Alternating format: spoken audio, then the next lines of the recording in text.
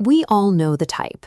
The friend who brings a guitar to a quiet cafe and starts belting out songs about smelly cats, unfazed by the weird looks.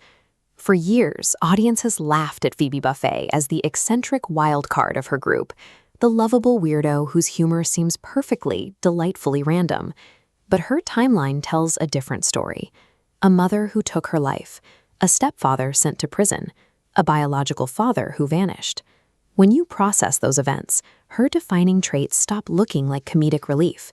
The spiritual rambling and the bizarre logic are psychological defense mechanisms forged by a teenager forced to survive alone on the streets of New York. Now, imagine if we tweaked one variable. What if Phoebe had tracked down her biological dad much earlier, while she was still a teenager, figuring out her place in the world? The immediate results look positive. Instead of sleeping in burned-out cars, she gets a stable home, a predictable daily routine, a sense of belonging during her most vulnerable, formative years. But providing an objectively better past creates a massive narrative problem. By removing the trauma, you dismantle the person she is destined to become.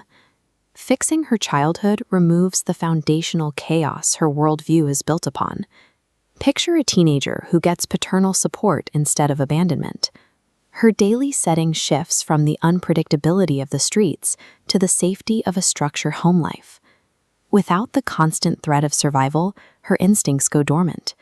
The need for fierce independence fades. Those unpredictable emotional reactions that protected her from pain are never fully developed. This animated diagram illustrates what psychologists might call chaos tolerance. Normally, emotional development follows a baseline, but inject sharp, erratic spikes of severe trauma, and that baseline is forced into a highly volatile, chaotic wave pattern. Phoebe's original personality requires this environmental volatility to make sense of her reality. Watch what happens when we introduce early paternal intervention. A stabilizing block intercepts those erratic spikes.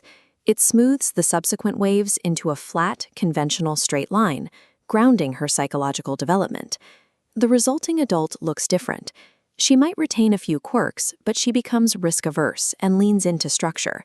She loses the hyper-spiritual perspective that originally served as a bridge between her and a world that had abandoned her.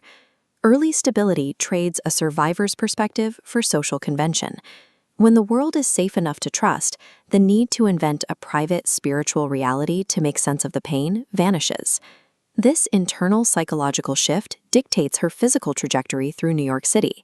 A financially and emotionally stable 20-something isn't drifting from couch to couch, which means she never needs to answer an ad for a random roommate named Monica Geller. This network map shows how vital that single connection is. By missing that specific roommate interaction, the link bridging the core cluster to this isolated outlier node snaps. Her primary entry point into the group is severed. Even if she met them anyway, the dynamic shifts. The group compresses inward. A conventional Phoebe won't call out their neuroses or offer the radical, alternative perspectives that pull the other five out of their own bubbles. The damage extends to her romantic life. Her relationship with Mike only works because she refuses to follow rules.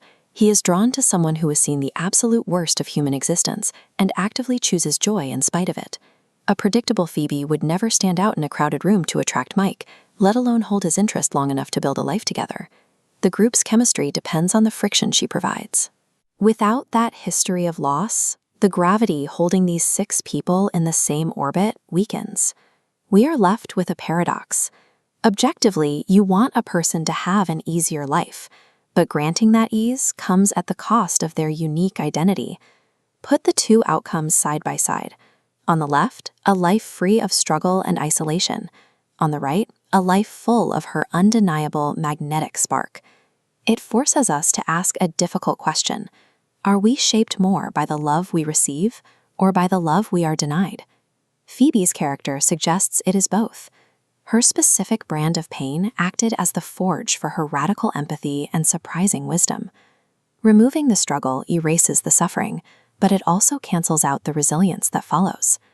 Our most meaningful connections and the very traits that make us unforgettable are often built directly on top of our deepest hardships.